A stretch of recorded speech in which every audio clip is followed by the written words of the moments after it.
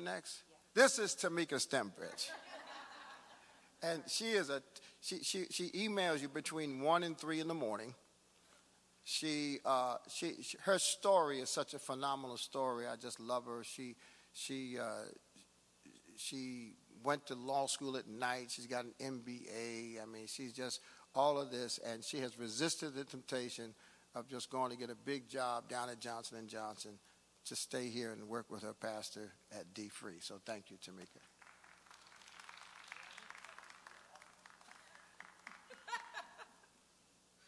Okay.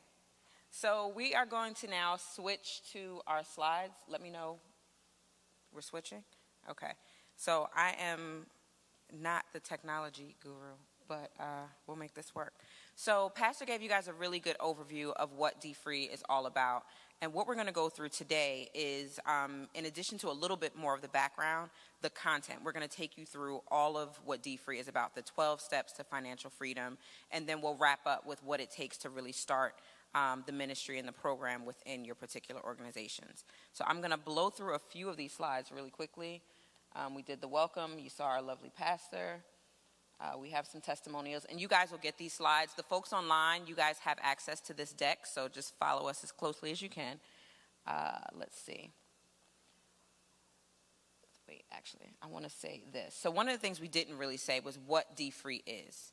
And so the mission of dfree is it's a transformational lifestyle movement that applies values-based principles and practical approaches to financial management. So it's not just the financial literacy piece, it really is the values. It gets to the core of who you are. It gets all in your business, why you're doing what you're doing. It gets to your attitudes and gets to the behaviors as to why you spend your money the way you do. And how do you change those attitudes and behaviors so that eventually your money starts to follow. It's about managing your life more than it is about managing your money. Because if your life is out of control, your money's going to be out of control. And money's just a symptom of your life being out of control. So, we focus a lot more on attitudes and behaviors than we do on balancing a checkbook. Because we all know how to do that. Most people learn how to balance a checkbook in high school at the very least. Our attitudes are messed up, so we don't do it. Or we spend because we're sad, or we spend because we're lonely. And it really gets to the heart of those matters. So we talk about what people will experience when they go through dfree.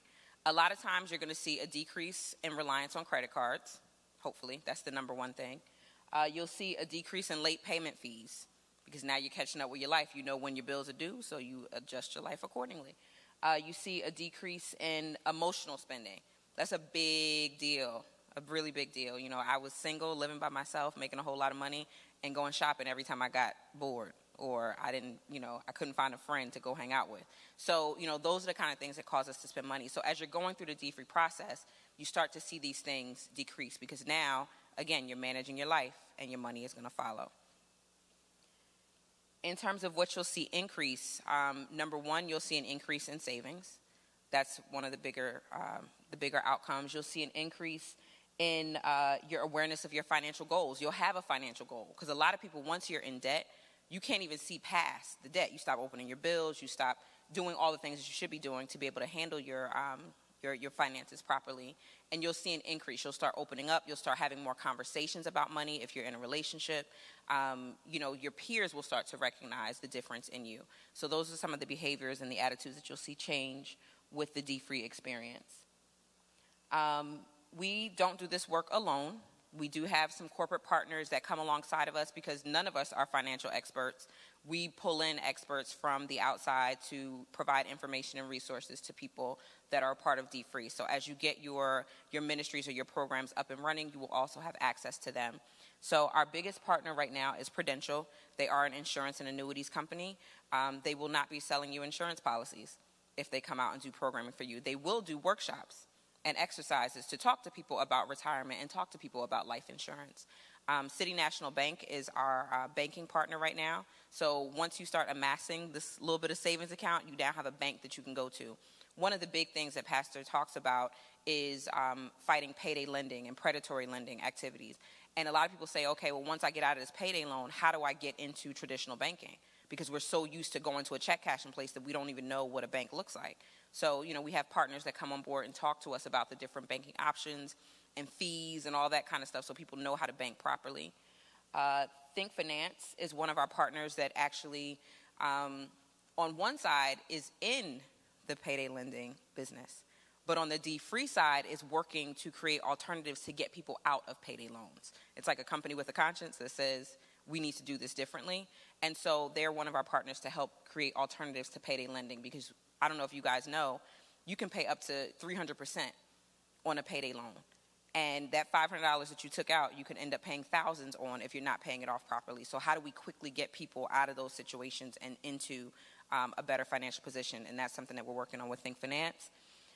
And Success Measures is the tool that we use. It's a nationally validated tool that we use to measure the success of dfree nationally. So once you guys get up and running, we'll get you guys pulled into the Success Measures process. It's a survey at the beginning of your 12-step training and a survey at the end that asks basic questions so that we have something to compare, what people are going through. And it doesn't measure financial impact. It measures, again, changes in attitudes and behaviors. So it's a really, really great tool, and we're excited to have them on board as a partner. And lastly, Home Free USA, which provides counseling for people that are purchasing homes, or for people that are getting ready to lose their home, or people that have questions about owning a home. They're a really great partner of ours. So thank you to our sponsors.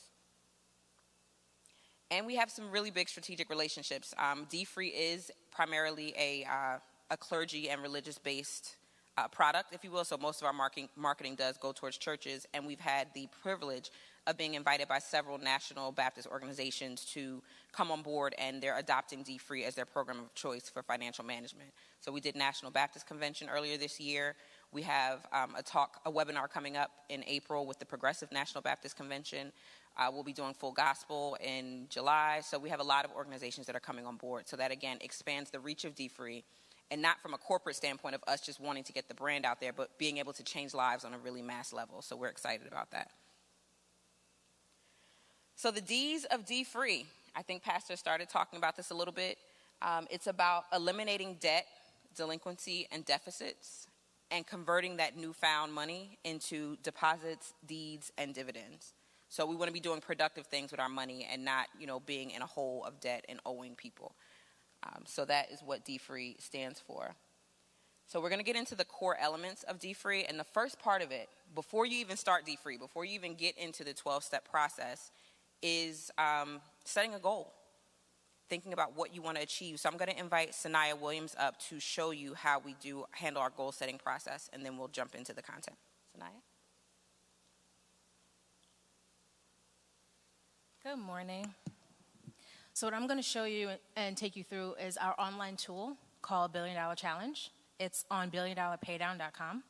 And what we invite you guys to do is create a login and then create a group for the community or the organization that you are launching dfree in. Right now, as of this morning, we've already paid down $1.3 million, and our goal is to get to paying down $1 billion in debt. So when you go to billiondollarpaydown.com, the upper right-hand corner, there's a green button there, and that it shows you can click on there and create your login. And what will happen is you create your user ID, your password, you'll get an email, and you have to confirm, and then your login will be created. This is a screen that shows you the username, the password. Once you do that, you come to a screen that has a dashboard. On this dashboard here, you can see that we have about 5 different pieces of debt that we're tracking to pay down. When you create your account, you go in there and you put down, say, your mortgage, your car loan, your insurance, your credit card. You set the date of the frequency of how often you want to make a payment, whether it's monthly, weekly, and it calculates the payment. It doesn't include interest. That's a feature we're working on, but it'll calculate whether you are paying $20 a month, $10 a week, whichever, and then you'll get a reminder.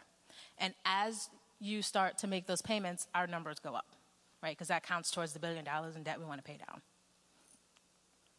And then you see the blue bars there. That shows that the first one, I believe, is an insurance loan, and I think it's at $2,000.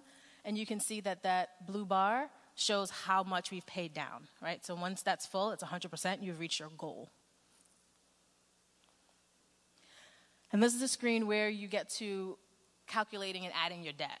So this is where you can go in and add new debt, adjust the debt you've had, and remove it once it's completed. The other feature of $1 Billion Paydown is groups. So I know we've had a lot of deltas start creating groups, and we can kind of create some friendly competition amongst the groups because we can see how you're tracking towards paying down your goal, whether you're at 30%, 50%. And what we're going to start doing is building in some rewards to kind of create and keep the activity going amongst the different groups that are on $1 billion paydown. Now, all the information that you enter in here is secure. We can't see your account information. We can't see any unsecure, like, financial stuff. We don't have credit cards. We don't have bank accounts. We don't have any of that.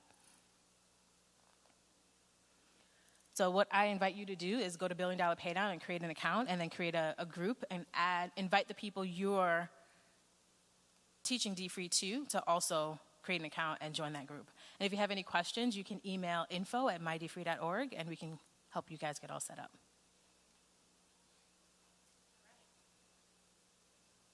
How are we doing with energy?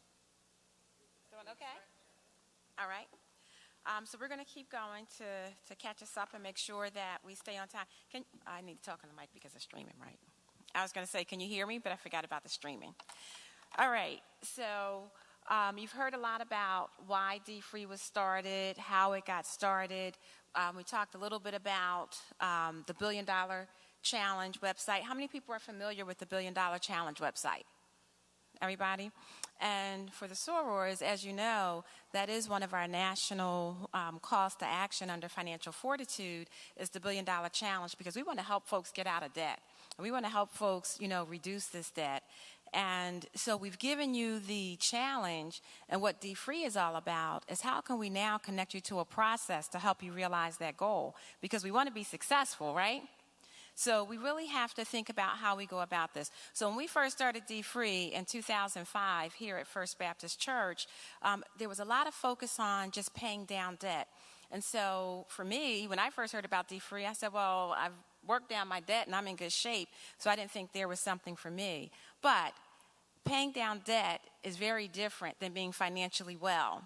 Because one of the issues that we have, especially as we think about economic empowerment and making sure that our communities are healthy, is not just about paying down debt, but also becoming financially well. So when you think about this continuum that you see here, this is not just a program or an initiative. This is really a grassroots movement to help people move along the continuum. So we want to really meet you where you are and then move you along this continuum to wellness. And so when you think about it, the fundamentals, and we'll talk about this a little bit, is how you pay down debt. We have different strategies, as Pastor said, that we'll show you that you can use to help pay down debt. But then it's important to make sure you're building that emergency fund.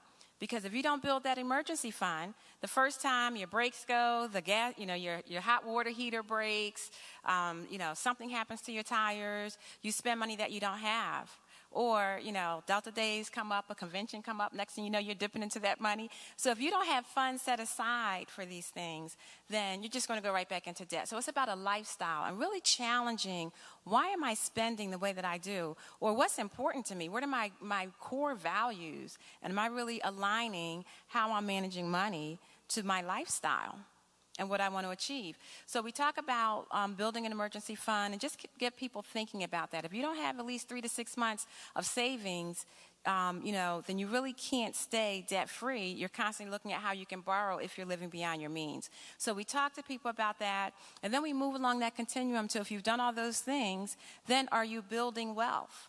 Because it's not just about maintaining. We want to make sure that we build wealth and that we understand how to build wealth. So we'll talk about in the curriculum how we start to talk about savings and investments and, what are good strategies to have. And do you even have a financial professional that you can connect with to make sure that as you grow, that you're growing in a way that's healthy and productive.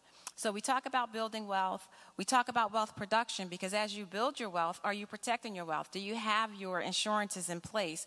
We talk a lot about life insurance, but how many people really think about disability insurance before something happens? And I'll tell you, if you're working in corporate America, the time to start thinking about do you have enough coverage is not when something happens, because it's too late. So you don't want to be in a crisis making a decision or having to think and plan. You want to plan so when that crisis arrives, it's not a crisis because you've prepared for it, right? And the best way not to get into a crisis is to plan. So we want to talk about wealth protection. And I was just talking to someone about long-term care. How many people even think about long-term care? Well, we're living longer and longer. The millennials are, the now generation, so we don't know what this is going to look like later. But the time to think about long-term care is not when you need long-term care. And so when you think about protecting your wealth, if you end up falling on misfortune, going into a home, some places, will take all the wealth that you thought you had saved up before they can even help you with resources. And so you have to think about these things when you're able to plan to do differently. So what we really want to emphasize is just when you know better, you do better. And so we want to equip you with tools to start thinking about your lifestyle and what you want to do. And then we take that all the way through leaving a legacy, because the Bible talks about leaving a legacy for our children's children. And most of the time in our communities, what's the legacy that we leave? We leave debt, we leave hardship, and we also leave people fighting over what's left because we haven't left an organized plan to know what to do with what's left. Right? So we want to give people choices and options by equipping them with tools. So as Pastor said, it's not that we're claiming to be the financial experts, but we want to make sure that we collectively here position ourselves to be able to facilitate the process, connect people and resources so that we can do better. All right? So at First Baptist, we do this, and we talk about meeting people where they are and helping them to move through the continuum. Okay, I'm clicking all over. Okay. Oh, I was looking at my iPad. I was going the wrong way. Okay. So I've talked a little bit about this. We have a lot of support, and I want to emphasize that the support that we have here will also be available to you. And so when we have our monthly seminars, and we have them here every third Saturday, our next one is going to be on credit. Then when we stream live, you can certainly participate that way. And if you're local, you're welcome to come and join us here as well, because they're open to the community. Because this is not just an internal initiative that we have. We really want to make this community-wide so that we can invite the community to be economically empowered along with us, because that's the only way we're going to really get there as a culture. We have publications, we have training like what we're doing today, strategic campaigns and events, and then we have other resources as well. And we're starting to build a library of resources of people in the field that we can also refer you to, so that if you have an issue in credit, I want to be able to say, well, here's 3 or 4 people that we know are really, really good, sound, have good references. Call them, and maybe you can select someone who can help you without just charging you a lot of money. I know that we connected with one organization with student loans, and we've been able to help them get connected with people who have issues with student loans, because no matter what you pay off, those student loans are not going away until you pay. They will find you. Right? So we help people get connected with resources. And when you think about our overall approach for dfree, we have 3 components that we look at. Education is key. We cannot just make this an emotional journey. We have to understand the statistics. We have to understand the tools that are available, and we have to equip people so that they can do better. So when we talk about the curriculum, we give you everything that you need to be able to facilitate this, right down to a script if that's what you would like to use during your training. Okay, so we educate through the 12-step process, the 12 steps to financial freedom, and people rally around 12-step programs with support. You can think of a lot of other areas where you have 12-step programs, and then you take one day at a time, right? So we know it's an effective method. We know it works. We see it with weight. We see it when people are overcoming addiction. And we see this being successful in this financial area because we give you the curriculum, we give you the tools, and then each month we give you reminders and refreshers so that you can continue to have support along that journey. And some people in the classes form support groups for one another where they can challenge each other. Well, why are you going to that Met counter buying those 3 tubes of lipstick when you can do something else and save $100, right? If that's your goal. And so we can support one another along this journey as well. Motivation at First Baptist, every 4th Sunday, we have dfree Sunday. And we let people stand up and give a quick testimony on what they've paid off. Now, they don't have to get into their personal business because we know we're personal when it comes to our finances. But what they do is say, I paid off a bill, I paid off a mortgage. And you'll be surprised how that energy just spreads. And people will stop me outside the church and say, hey, I paid off something today. They may not have wanted to stand up, but we're celebrating, something very different here. Whereas before, people may not have even been thinking about the importance of paying off some of these bills or medical bills. And as they share, people ask questions, if they're starting a new investment portfolio, people will start to ask about that. So a lot of good motivational support, and you can easily translate this to your organizations, to your chapters, right? When you get people together trying to drive towards a common goal, then that will motivate them. That's that positive peer pressure that we want to get started with. And then we provide support. As I said, we have resources that we connect people with. And then we also give you any resources that you need from First Baptist as well. And as Tamika said, there's churches around the world that's starting to do this. We even have churches in Africa and Botswana and Haiti that's starting, in Ghana, that's starting to catch hold of this movement that we have. We had people at the dfree conference from Chicago and from different states, from Indianapolis, from Baltimore. We're getting ready to kick it off in Philadelphia. So just imagine the power of this, not only in the church, in the sorority, in the community, if we really pull this off, to get this positive peer pressure going, to say, how do we help ourselves get economically free and empowered? When we get to the classes and we give you some of the stats, it's amazing to me, if we chose to spend differently, what we can accomplish as a people. All right? So, did I go too far? So I've talked a little bit about this, and I'm just going to wrap up here. So we do have the 12-step process. We'll talk about that more when we get to the classes. And so basically what we're saying here is, with a movement, you need a leader with a vision, and we have that. Dr. Soaries launched this in 2005, and this vision is still alive, because when God calls you to do something, whether you carry this vision to the end or not, the vision will be realized. And so this is a vision of how we can really move forward in this dfree movement. And then you need a few people who are willing to step out on faith and take a risk to really engage in the movement, to follow that leader. And sometimes those people are more important than the leader, because they're going to implement the vision. And that's all of us here being willing to be that volunteer to take this back to the communities and to the chapters and to the other churches to really implement this program. And it's not even about just the lessons as much as getting these conversations started to engage people in that. And then we have the formal training, we have the structured training, and then just really creating that visibility so that people can really start to take hold of what we have going on. All right? So any questions on any of that? Because we want to make sure that we get into the content of the training. All right? So you're with me? We're going to be that movement that really gets this started. I'm excited about it, in case you can't tell, because this is work that we need to do in our communities. And I don't know how many people, in my family, where, they borrow, but are we really equipping them? I mean, you don't want to give people food. You want to teach them how to fish, right? And so this is what we really need to do here for our organizations. And I'm excited about starting this in our sorority, too, because this is something that we can all rally around and help one another. All right? So is it a quick break, or you want to jump right into the content? How are you feeling? Ladies' room, quick break? Okay, so I think on the agenda we have, 10 minutes? Okay, because I know we have people on the live stream as well. So we're going to take a quick 10-minute break, and then we'll come back and we'll jump right into the content of the curriculum. Thank you, ladies and gentlemen.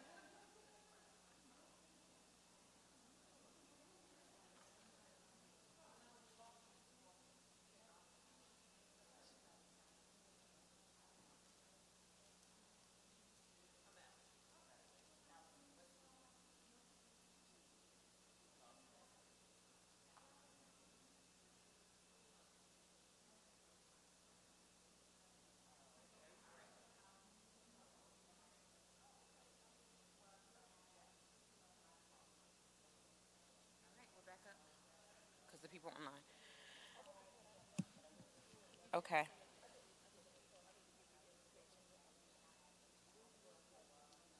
All right, we're ready. Okay. All right, we're going to get started again, and this is the fun part. What do I need to say? Okay, go ahead. So for those of you that did not register on the website, if you give me your email address, name and email, you can get all the information that we're sharing here. I have it online so that the people that are listening on live stream actually have it, and you guys can have it too, so you can download it and use it later. So now's the fun part. So we gave you the background of dfree. We talked a little bit about, I'm so not a singer, and this is weird. Okay. So we talked about background for dfree and kind of how we got here. And now we're going to talk about how you guys are going to deliver dfree training. Now, whether or not you're going to be the specific person doing the training within your organization, we want to walk you through what we've put together for you guys to deliver. And I know Michelle made reference to it earlier. There is a script to this. So as we're going through all the content, it's going to feel like a lot, but there literally is a script that we will send you that goes step by step. Click here, turn here, say this. Oh, you're nervous? Say this then. Like, it is very, very specific. So if you're not ready to kind of dive into it on your own, just know that there is a script that you guys will have to go through it, and we'll show you that as well.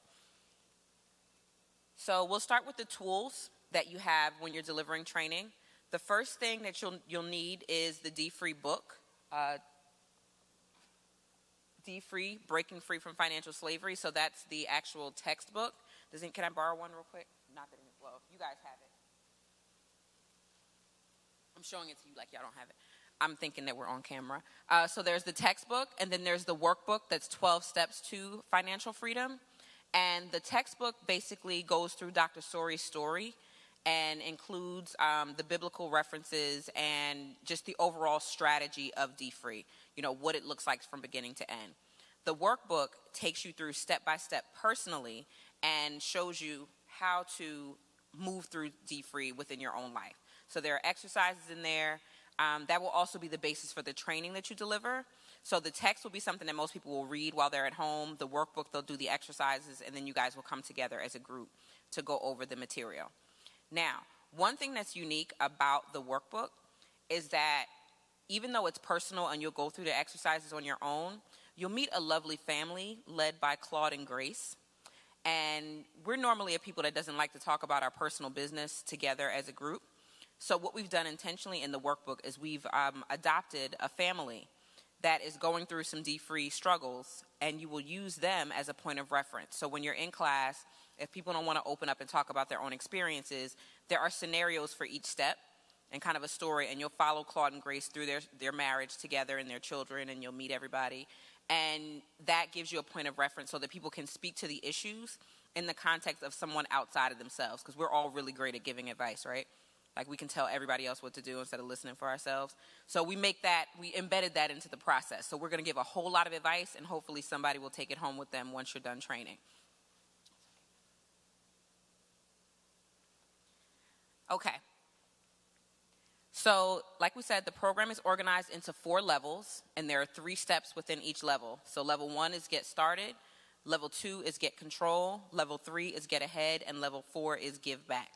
Now, I like to tell people when they're in this training, you guys are already at step 4. Even though you haven't gone through steps 1, 2, and 3, the fact that you're here and ready to deliver dfree to other people, that's what level 4 is all about, is how do you now take what you've learned and share it with others. So thank you guys for completing the process. You are all straight A students. And the way the course is organized, so you guys will actually get files that have the presentations that you'll be teaching on them. And the way they're organized, it's right now we're going to go through an overview of 12 weeks. I'll talk you through the format and the flow of each session, and then we'll go through the materials. So every lesson starts out with a prayer. Now, if you're doing it within an organization that's not religious-based, you can skip the prayer. But because it is biblically based, we do try to kind of welcome the environment and kind of get people in the mindset of talking about dfree and welcoming the Spirit into the room. It works really well. Most people are doing this either after work or on a Saturday morning or even a Sunday morning after church. So to kind of just level set and kind of take the negativity of the day away and get people into the right mindset, we do open each session in prayer. The prayers are pre-written in the presentation, but you're more than welcome to change them and adapt it for what is going to be most relevant for you. And then we do an icebreaker normally for each session, again, to get the group familiar with each other, to get them kind of out of whatever they were in before they came into class, and just to kind of level set the room. And then there'll be the opening story, which is Claude and Grace, and you'll meet them as you go through the workbook. They're a very lovely couple with some very interesting children, so that's kind of the first part of it, is just you'll go through the opening story. And there's also an opportunity to talk about what's in the text, so you'll talk about whatever Dr. Story spoke to in that particular chapter. And then there's a video. So we try to accommodate all different types of learners. Pastor did a series with All Right TV. Tracy Edmonds hosted it, and he actually did a video component for each of the 12 steps. So baked into the presentation will be the link to the actual video. They're out on YouTube. So for each step, you'll go through the video, and he gives kind of an overview of what's in the book, but it's a little bit different. It's a little bit more relevant. There are real people that are included in the videos. So you'll go through that, and it'll be a point of discussion as well. And then you'll actually get into the lesson. So what we're going to do now is go through the 12 steps really quickly, and then we'll show you exactly what the slide deck looks like. It's very well organized. Again, there's a script that goes with every single slide, so you will not be confused, I promise. So level 1, get started. And I can't see that. That's really small. But level 1 is it's the level setting chapter. It's the chapter that familiarizes people with kind of the introduction to dfree. When we talked about the 3 different Ds of debt, delinquency, and deficit, you'll introduce that part in level 1. And then there's a scripture that goes along with it. So every chapter will have a scriptural reference that kind of points back to the Bible. Because a lot of people think that we just made this up. Like I just told you, none of us are financial professionals. This really is a biblically based program that just shows you, again, the attitudes and behaviors of addressing money. So we talk about the 3 types of spending habits as well. And we'll get to that. I'm going to talk about that on the next slide. But this is just kind of an overview. It gets you into the mindset of what dfree is all about. And similar to what we just went through here in this class, that's what you'll go through for level 1. For level 2, now again, I talked a lot about this not necessarily being a finance program, but really being about attitudes and behaviors. So in step 2, it's about changing your attitude, the importance of getting information, and looking at your breaking point. So there are 3 types of spending that the program really focuses on. The first one being compensatory spending, and that is where you're spending money to make up for something that you're missing. So you're trying to compensate for something that's missing in your life. There is conspicuous spending, where you're spending for status. So you want to look like the Kardashians, or you want to look like whoever you see on TV, or the Joneses, you know, that family that we've all been trying to keep up with that is just as broke as we are. There's that family. And then there's confused spending, where we're just out spending $7 on coffee every morning at Starbucks that we don't even know what's in it. We just order it fancy. And so what chapter 2 gets to is those 3 types of spending. So again, it gets into your business a little bit and really forces you to analyze how you're spending your money. So that's what we do in step 2. In step 3, again, it's looking at the abundance of stuff. So once we introduce the topics, and you have a question? Oh, that's step 2. Sorry, I did see. All right, so we did that. I'm sorry, I'm going between 2 things. When we get to step 3, it goes back to the spiritual foundation. So now it asks you to evaluate your behavior for a week and write down when you have the urges to spend, when you actually do spend, and forces you to actually keep track of the money and where it goes. Pastor has a good saying, he used to wake up and tell his dad, well, I don't know where all my money goes. And he's like, well, it doesn't get up and walk away while you're sleeping. So just within that 2nd and 3rd week process, we allow people to keep track of their spending. And when they do that, they come back to step 3. And it's like, okay, now look at your behaviors. Why did you spend what you spent? Like I think a couple weeks ago I was telling my dfree class, I lost $30. And I didn't lose it, I spent it, but I could not remember where I spent it. And I had receipts for everything, and I had my list, but still even in keeping track of it, I lost $30. And that's just the kind of thing that happens. It doesn't seem like a lot of money, but when you're actually focused on keeping track of it, this process keeps you honest to that. Because you're now like, what did I do with that money? So that's kind of what we allow people to go through when they're going through this. And even though it's a 12-step process, you will start to have breakthroughs probably at about week 2 and 3. because that'll be the first time that people are actively looking at what they're spending.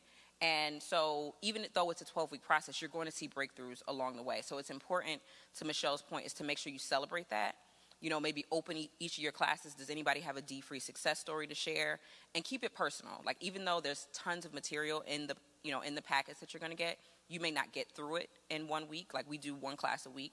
You may not get through it in the entire week. And that's the expectation, is that you probably won't. But you want to do whatever is necessary to get your group through the material and to understand and to start seeing the life change. So even if you never get through all the slides, just making sure that people are, getting the material and making the changes is what's important. So step 3 is adjusting the attitude, like I said. So you go back through your list of spending, and now you're talking about, what am I changing? Why am I doing this? And really start to evaluate why you're doing what you're doing with your money. One of the things I also say, because I teach dfree here at the church, is that it is going to become, if the class is going well, almost like a support group or a therapy session, because you're forcing people to go through their lives and assess how they're thinking and assess how they behave. And most of us have not gone through counseling or anything like that, so this is one of the first times that you're really going to do it. And if you want to know what people are focused on, you look at how they spend their time and how they spend their money. So you're going to be very, very close with your group. People are going to start to share a lot with you. And I just invite you and implore you to kind of, you're not responsible for their life change, but you're responsible for being an advocate for that process. So just as much as people want to be open, allow them to do that, because you're going to start seeing it. The further and further you go along the process, the more and more they're going to share with you. And it's not abnormal. So don't start feeling like people are giving you too much. Just know that they're looking to you to kind of take them through this process, and that will be their outlet when they come to your class. So around step 3, it's going to get real deep and very personal. So just be prepared for that. All right? So now you've made it through level 1. You got started. You started looking at how you're spending your money. Level 2 is about getting control. Now we know what we've been doing. Level 2 is about changing it so that we can get a hold of where our money is going. We can keep it from flying out the window or getting up while we're sleeping. So again, once you get to level 2, you'll get all the objectives for that overall group of goals, and then it'll take you through the steps. So step 4 is about starting the plan. And one of the things that's unique to dfree is that we talk about budgets, but we talk about it in the context of a spending plan. How many people actually have budgets? Like, you have a budget that you work with. At the end of the month, are there usually things that are missing from the budget, or money that gets spent that's outside of the budget? How many find that that's an issue? One of the things that we focus on in dfree is an actual spending plan. Like, once you track your spending for a week, and then you go through and write down your bills for the month, the spending plan actually, when you look at what you spend and how you spend it and pair it next to the budget that you already have, the spending plan will show you where the gaps are. Because a lot of times we won't write down our hair appointment. We won't write down our nails. We won't write down gas. We won't write down food. We won't write down eating out. Those are things that are normally not planned and not in your budget. Your budget is what your mortgage is, your car note, the things that stay the same every month. The spending plan shows you what you're spending in addition to that budget. So it's a more realistic picture of how you're spending your money. So the things that we don't account for that take up money, we're like, well, dang, how did I do that? Yeah, you went and got your hair done 3 times this month. And then you went and got your nails done. Oh, and that's $7 on your eyebrows. That you didn't account for in your budget. So you always come up short because your budget naturally is missing things, whereas a spending plan is more accurate. So that's what you get into for step 4 is, creating a spending plan and going through your actual spending habits so that you have a more accurate picture of where your money's going. And then step 5 is steering the power. So you're going to evaluate that spending plan and say, okay, I make this much money in a month. I'm spending this much money in a month. Where are the gaps? If I'm overspending, where do I need to cut? If I have extra money that I didn't know I had, what am I going to do with it? And then we also talk about, we'll get into like the snowball method and making power payments. How do you go about paying down your debt? So you know that you have 6 credit cards in your spending plan that you're paying every month. How are you actually going to pay them off? And we recommend normally starting with the smallest one first because, it's a quick win. If you can pay off that $500 credit card in 5 months, and then you take the extra money that you're paying on that credit card and then apply it to the next biggest debt. So we teach people how to actually go through paying off their debts starting in step 5. So up until now, we didn't do a whole lot of finances. Like, we haven't talked a whole lot about finances. And so don't worry about not being a finance expert because you don't have to. And then step 6 is setting the timer. Now that you have your plan in place, you've set your goals, you've adjusted your $1 billion challenge goals, because that's the other thing. With $1 billion challenge, you can set up how fast you want to pay something off, and it will adjust your payments accordingly. Whereas most of your bills come with, okay, if you pay $25 a month, it'll take you 10 years to pay this $500 off. With $1 billion challenge, you can adjust and say, okay, I want to pay this $500 credit card off in 3 months, and it will show you how much you should be paying in order to achieve that goal. So that's one of the beauties of $1 billion challenge, is that you now have control of seeing how fast or how, not so fast you're going to be able to pay something off. Like, I went in the first time and I set everything up, and I was like, I'm going to pay this credit card off in 6 months, and I'm going to pay this credit card off in 3 months, and I'm going to pay my car off in 2 years instead of 5. And then when I finally looked at what the numbers came up to, I was like, my budget don't stretch that far in a month.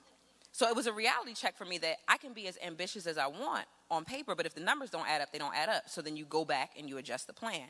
So again, it just gives you that level of control, and it does it all for you in one place, so that it's realistic. So that's why we encourage people to do both $1 billion challenge and dfree at the same time, because it'll show you when you start getting to like step 6 and step 7, how you can actually achieve your goals and how realistic it is. Even with savings, when I first started saving, I used to say, I want to put away $1,000 a month. I'm going to put away $1,000 a month.